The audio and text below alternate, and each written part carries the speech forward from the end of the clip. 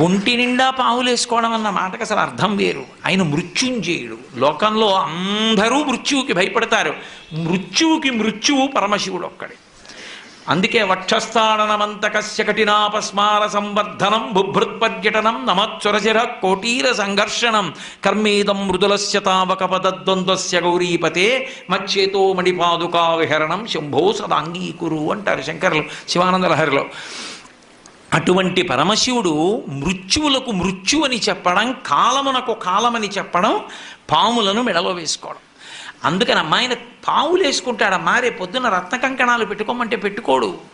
చందన గంధంబు జానడై పూయడు మద పంచ బాణ భస్మంబు. కానీ రేపు పొద్దున్న మీ నాన్నగారు అంగరాగాలు తెచ్చి, అంగరాగాలంటే ఏదో పౌడర్ డబ్బా తెచ్చి అక్కడ పెట్టి రాసుకోవాయి సువాసన వస్తుందంటే రాసుకోడు. గబగబా వెళ్ళి ఇంతకు ముందు తన 3వ కంటి మంటతో కాల్చేసిన మన్మధుడి భస్మ తీసి ఒంటికి రాసుకుంటాడు.